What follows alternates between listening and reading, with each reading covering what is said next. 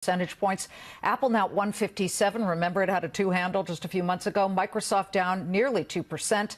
So we've got a lot of red on the screen. This as we keep our eyes on London's Gatwick Airport as absolute chaos has erupted there.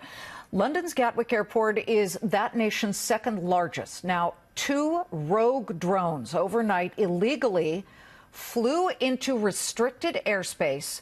All the runways had to be shut down. As police put on a cat-and-mouse chase here, planes were grounded. They still are. All EasyJet flights have been canceled. Tens of thousands of passengers have been affected.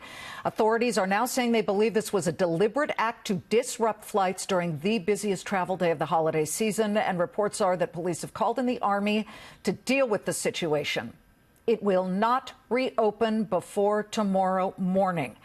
Now, joining us in a Fox Business exclusive is the man himself who predicted the rise of the drones, venture capitalist Tim Draper.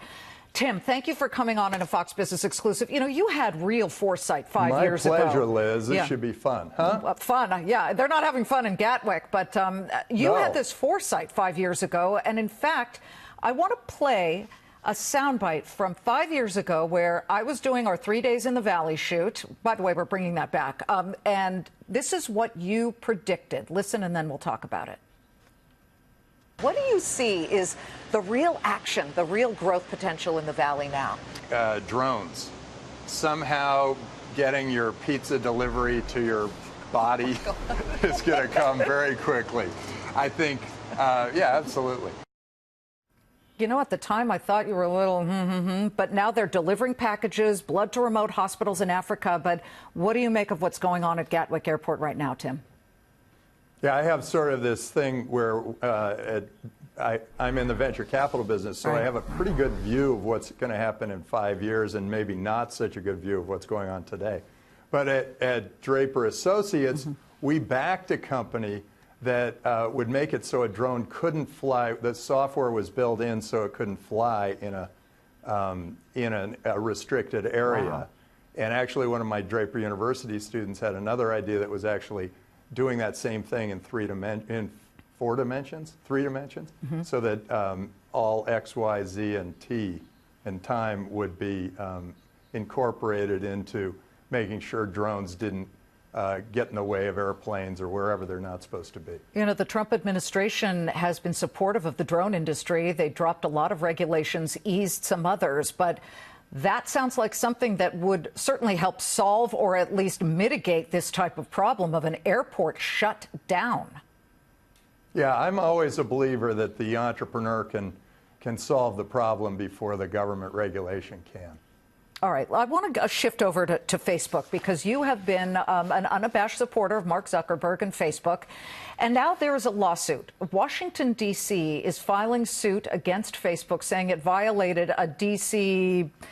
rule. And this all comes back to this Cambridge Analytica scandal where millions of Facebook users' data was compromised, given away without their permission to this Cambridge Analytica operation that then used it for political purposes. What happens with this lawsuit, and do you see it sort of domino affecting everywhere else and other states coming in on this lawsuit?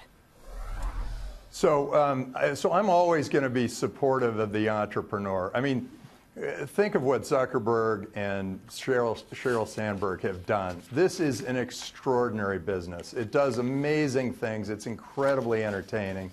It spreads good cheer, and when sometimes the news is bad, usually your Instagram is good. It spreads good cheer and a lot of good information around the world. They've done an extraordinary amount of great work. And there are, and you know, I feel like, you know, when you sign up for one of those things, yeah, your photos are going to be shared. You know, kind of get over it.